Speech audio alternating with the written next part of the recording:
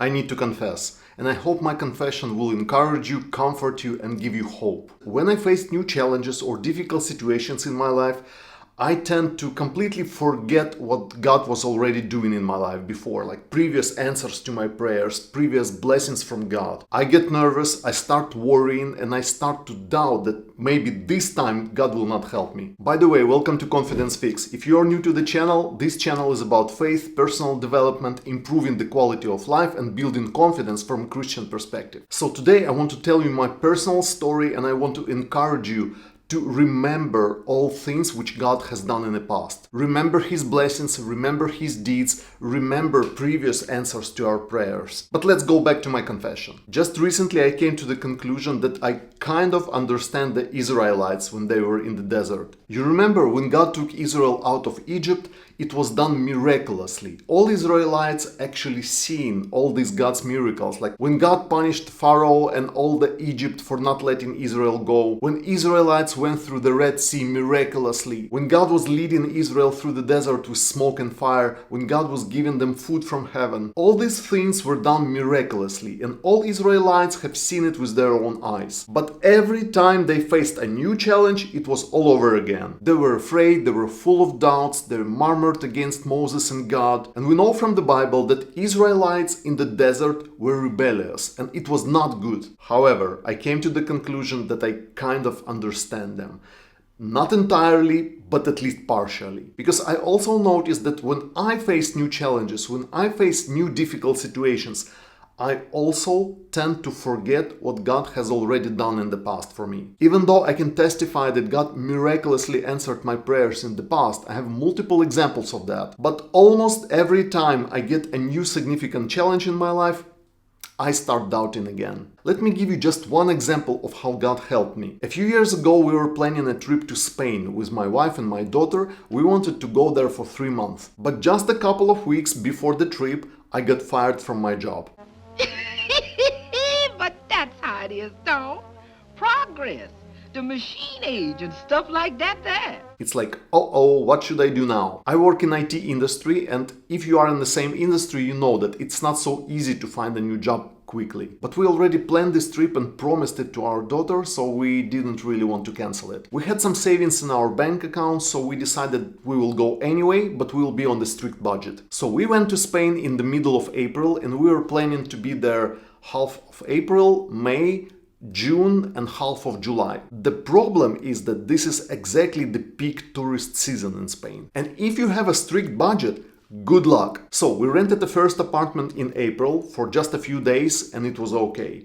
We rented a second apartment in May for a month and it was also okay. We could fit our budget. But here comes June and July. When we started to search for an apartment for June, it was 2 or 3 times more than we could afford with our budget. It was completely impossible to find an apartment for our money.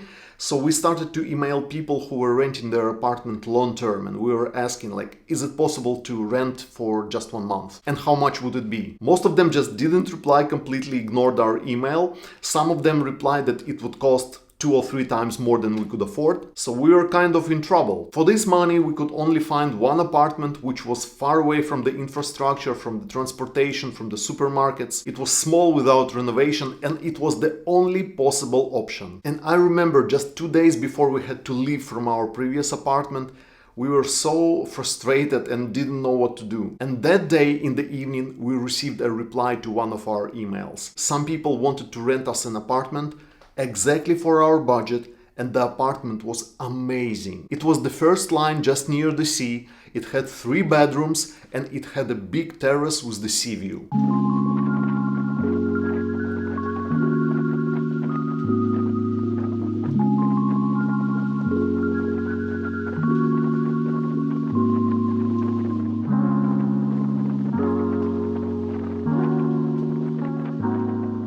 I cannot describe you how amazing that apartment was. And we got this reply just 1 day before we had to leave from our previous apartment. Until this day, I remember this story as a miraculous answer to our prayers. Amazing blessing from the Lord. And this is not the only story. We have other stories like this when God helped us even in the last moment. But guess what?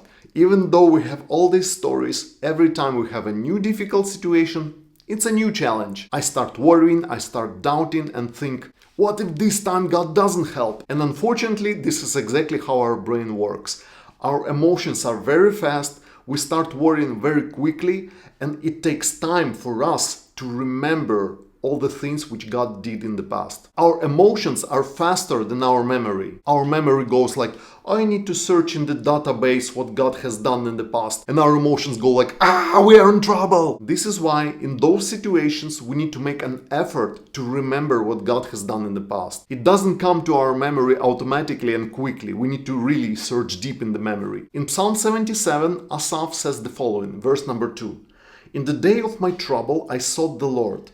My hand was stretched out in the night without ceasing. My soul refused to be comforted. I remembered God and was troubled. I complained and my spirit was overwhelmed. Sounds familiar, right? You can clearly see how Asaph has exactly the same doubts. Verse number 6. I call to remembrance my song in the night. I meditate within my heart and my spirit makes diligent search. Will the Lord cast off forever?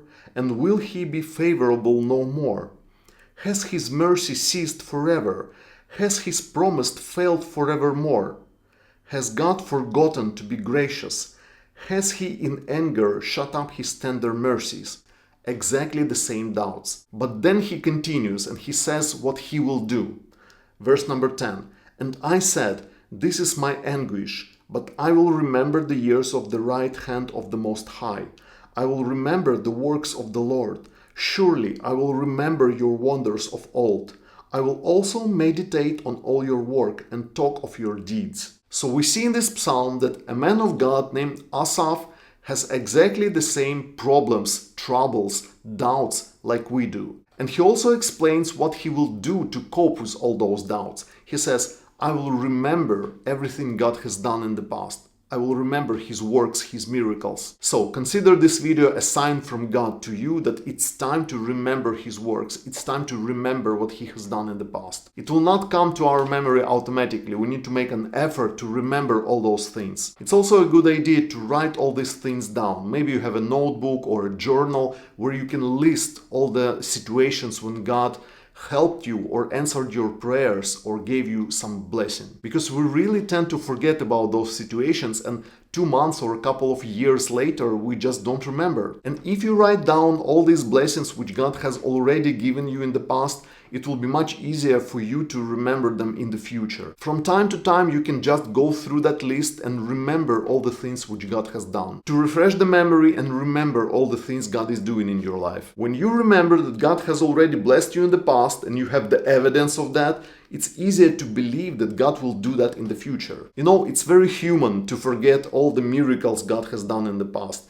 I do it, you probably do it. We also have the examples in the Bible when men of God also struggled to remember. And we have an advice from God's man, Asaph, to help ourselves refresh our memory and remember all God's works. Alright, that's it from me. Thanks for watching. I hope my confession and my story encouraged you. I wish you all the best. Subscribe to my channel and see you soon in the next video. God bless you.